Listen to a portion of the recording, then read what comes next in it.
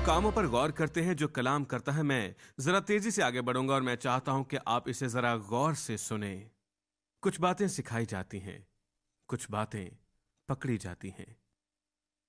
पहली बात यह कि कलाम ईमान पैदा करता है।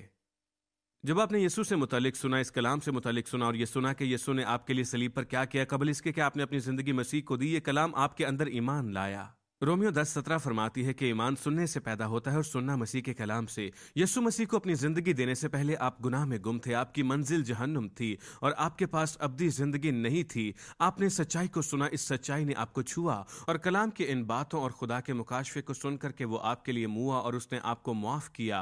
और अगर आप उसे कबूल करें तो ये मुफ्त इनाम आपको मिलेगा। जब आपने ये सुना या कोई भी ये पैगाम आपके पास लेकर गया तो आपने हाँ कही और ईमान को कबूल किया और आपके अंदर ईमान पैदा हुआ और आपने अपनी जिंदगी मसीह को दी।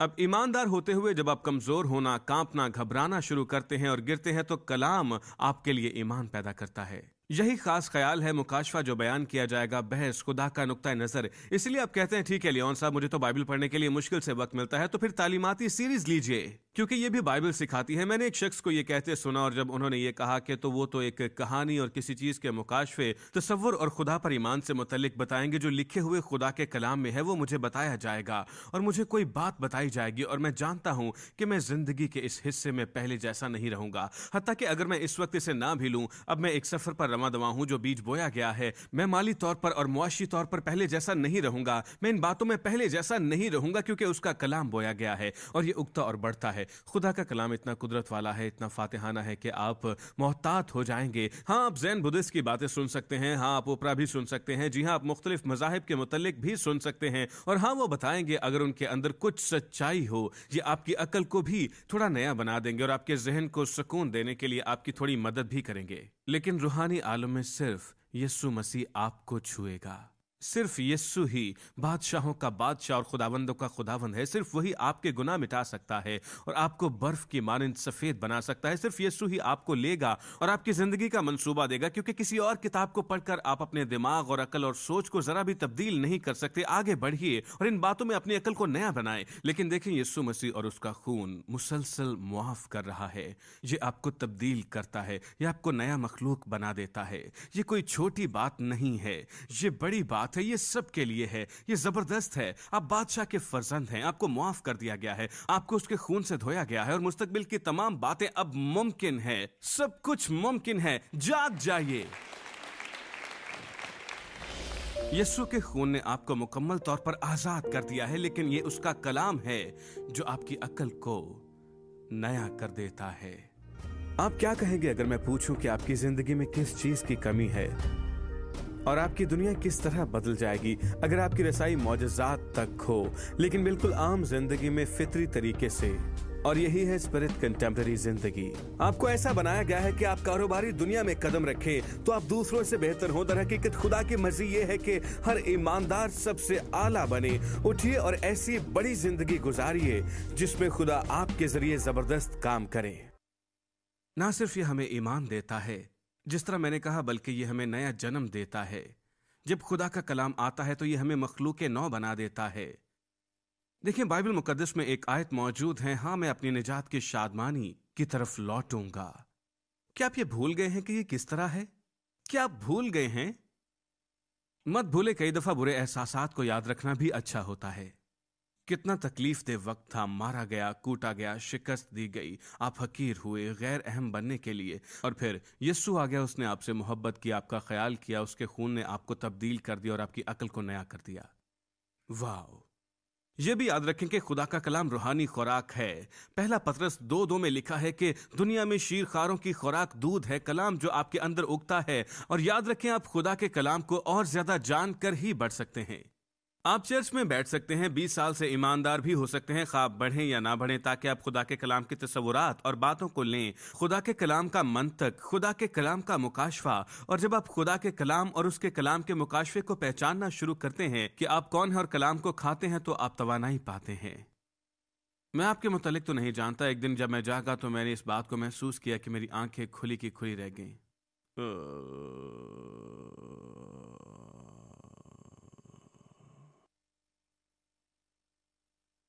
क्या मैं ही ऐसा हूं? पता है, मैंने जान लिया, मैं खुदा के कलाम की तालीम की तरफ फिरूंगा। मैं इस खूबसूरत किताब को उठाऊंगा जो उसका कलाम सिखाती है, या बाइबल का वो हिस्सा खोलूंगा और इसे खाऊंगा, उसे लूंगा और मैं सिर्फ इसे पढ़ूंगा। मैं आपको बताता हूं कि 10 या 15 मिनट में सब कुछ तब्दील हो गया और मेरे अंदर एक जज्बा, जोश, ईमान और तवक्को आ गई कि मेरी जिंदगी यकसर जबरदस्त बन गई। आप इस तवानाई को समझते होंगे जिसकी आपको जरूरत है। आपको सिर्फ जिस्मानी कुव्वत और जहनी ताजगी की जरूरत नहीं है, दोनों ठीक, जरूरी और अहम है, लेकिन रूहानी तवानाई भी है जो सिर्फ खुदा के कलाम से आती है और जो आपके अंदर सुकून, शादमानी, मोहब्बत और ईमान लेकर आता है। और आप ये खुदा के कलाम के बगैर नहीं कर सकते। ज़हनी आसूदगी है जो खुदा के कलाम से मिलती है। ज़बूर 119, तेरे कलाम का अंदर आना मुझे रोशनी बख्शता है, ये सादा दिलों को समझ बख्शता है। अब ये बात मेरे लिए हैरान कुन है कि लोग इस तरह काम करना क्यों नहीं सीखते। दुनिया हमसे मुतल्लिक सोच रही है, हमसे कहीं आगे है, हमसे कहीं ज्यादा पैसे वाली है, क्योंकि वो लोग इल्म जानते हैं। वो 12 सालों में तिब के माहिर बनते हैं, जबकि इससे पहले वो कुछ भी नहीं कर सकते थे। वो इंजीनियरिंग सीखने में सालों सर्फ करते हैं और फिर किसी के लिए काम करते हैं। वो सीखते और तरक्की करते हैं, हत्ता कि 1 या 2 दहाइयां गुजर जाती हैं। फिर वो निकलते हैं और अपना कारोबार शुरू करते हैं, क्योंकि वो जानते हैं कि उन्हें इल्म की जरूरत है। जबकि कलीसिया सिर्फ कलाम पढ़ती है और दुआ करती है और कहती है कि खुदा सब कुछ तब्दील कर दे। बाज़-औक़ात जब हम तंजीमों में कई बातों और मामलात से निमटते हैं, खास स्कूल हो या टेलीविजन स्टेशन के या कलीसिया के, या आपको कोई कानूनी मशवरा दरकार हो सकता है, हमें माशरती नसीहत की ज़रूरत होती है, तो वो अक्सर पूछते हैं कि आपको कोई मसीही वकील चाहिए। मैं कहता हूँ इससे फ़र्क नहीं पड़ता, मुझे बेहतरीन वकील चाहिए। फिर वो कहते हैं क्या क्या, और फिर अगर दांतों के इलाज की बात हो तो मुझे बेहतरीन डेंटिस्ट चाहिए, मसीही नहीं। मुझे दांत का मसला इसलिए नहीं हुआ कि मैं किसी मसीही की माली मदद करूं। अगर वो अच्छा डेंटिस्ट नहीं तो उसने अभी तक मसीह को नहीं जाना। पुराने अहदनामे के लीडर इस जमीन के बेहतरीन लीडर थे। दुनिया ने इससे पहले इतने जबरदस्त जंगजू कभी नहीं देखे थे। दुनिया में आज भी उन बादशाहों से ज्यादा अक्लमंद कोई और नहीं है। हम मसीही हैं। जी हाँ, मुझे रख लीजिए, मैं मसीही हूं। क्या आप बेहतरीन हैं? खैर नहीं। मैं मसीही हूं। ठीक है, जाओ काम करो, मुझे बेहतरीन चाहिए। क्या आप मेरी बात समझ रहे हैं?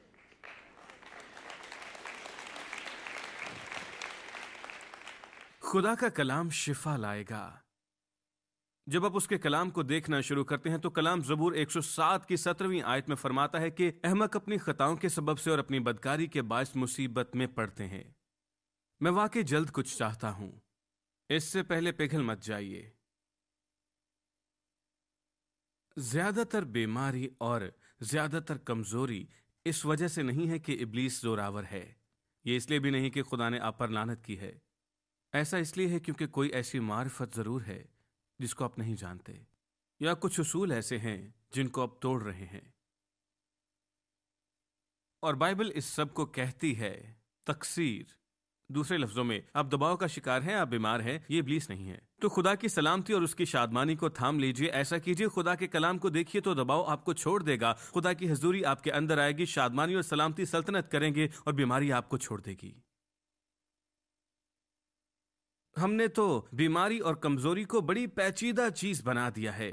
नहीं, खुदा के कलाम में हर बात का जवाब मौजूद है। आपको इस तरह से बनाया गया है ताकि आप सेहतमंद और मजबूत और शादमान और पुरसकून जिंदगी गुजार सकें और नस्लों तक अपने खानदान का नाम रखें, और आप हंसी और खुशी से भर जाएं और आपके दिल की हर तमन्ना पूरी हो और खुदा का फजल आपके रास्ते में हर अच्छी चीज लेकर आए। यही तो है जिसका उसने आपके लिए मंसूबा बनाया है।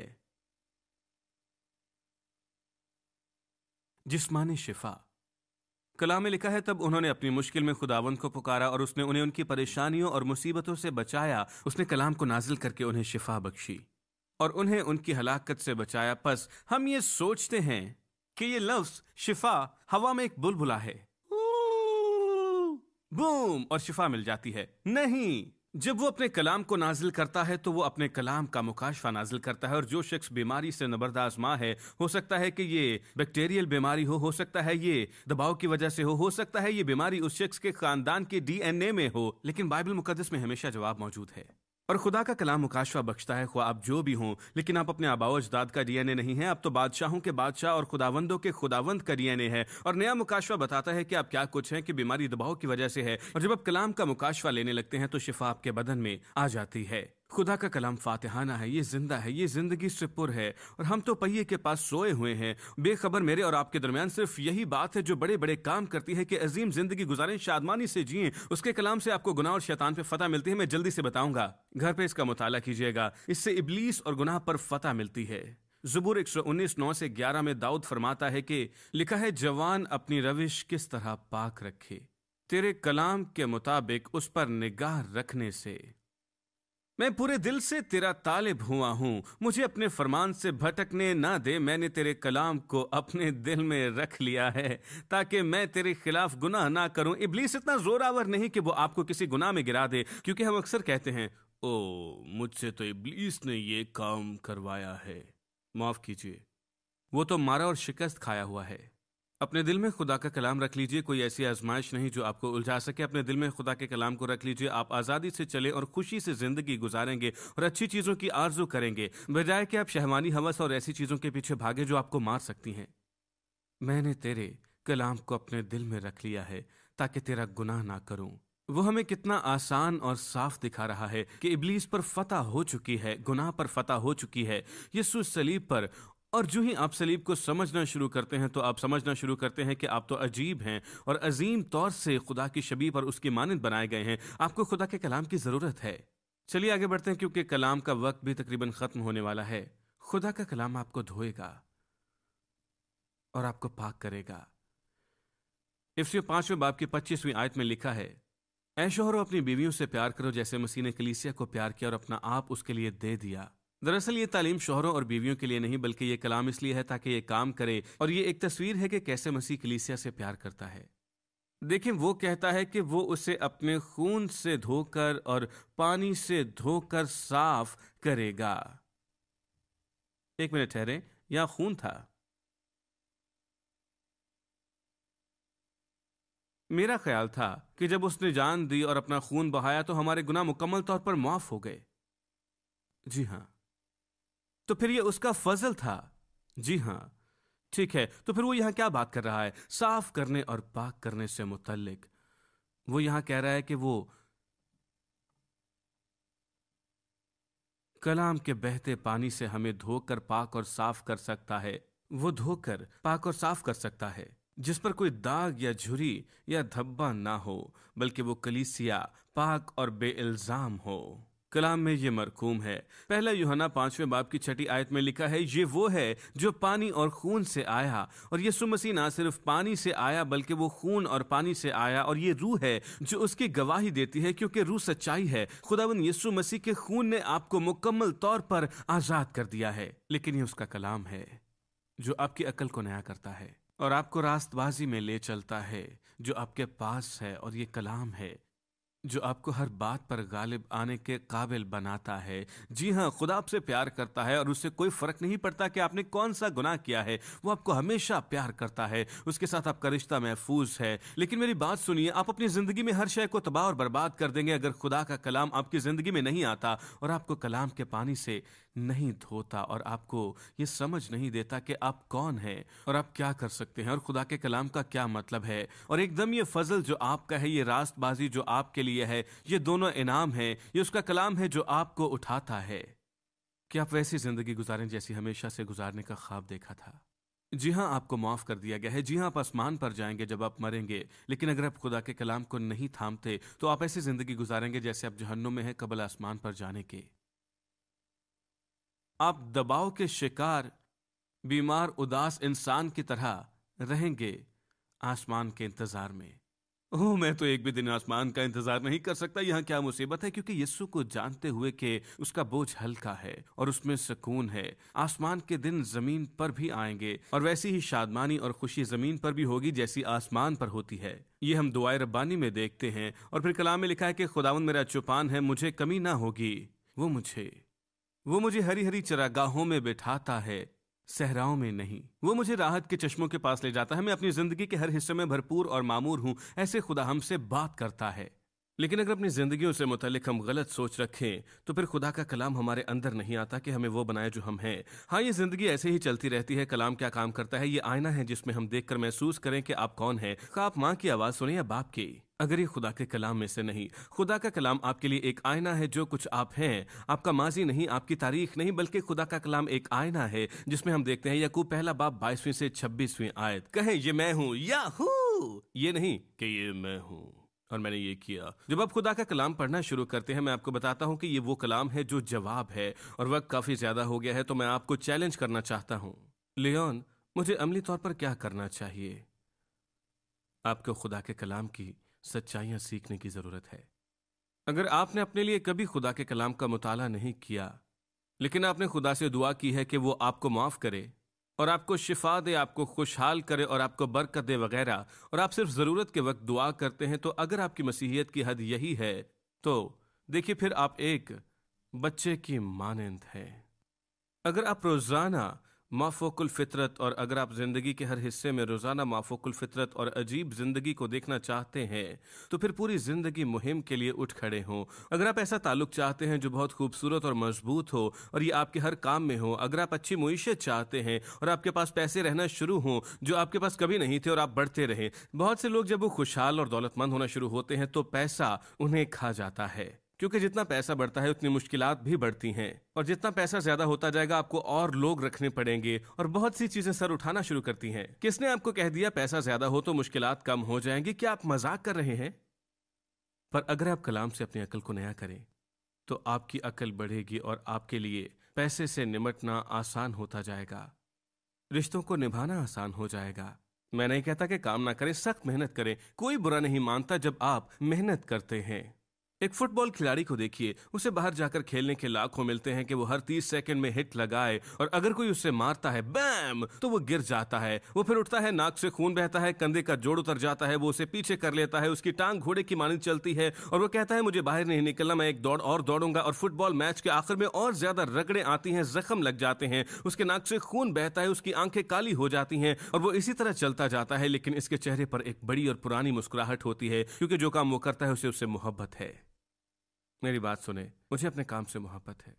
मैं अपनी जिंदगी से, अपने खानदान से और अपने काम से प्यार करता हूँ। मुझे अच्छी मुईशत और अपना कारोबार पसंद है, लेकिन हमारी जिंदगी में खुदा ने जो कुछ दिया है मुझे उससे प्यार है। और जी हाँ, हम दुख पाते हैं और हमारा खून निकल आता है, हम गिर पड़ते हैं और रुक जाते हैं, लेकिन जब आप आरजू करते हैं कि जिंदगी खूबसूरत है और खुदा ने मुझे जीतने के लिए बनाया है ताकि मैं जमीन के ऊंचे मकामों पर चढ़ूं, एक दस्ते में दौड़ूं, दीवारों को फांद जाऊं, इस तरह कहना बंद कर दें कि मेरे सिर्फ 3 मुलाजिम हैं, वो भी मुसीबत बने हुए हैं, और एक तरफ एक नाराज शख्स के 7 ममालिक में 40,000 मुलाजिम हैं और वो यीशु को नहीं जानता और उसे पसीना तक नहीं आता।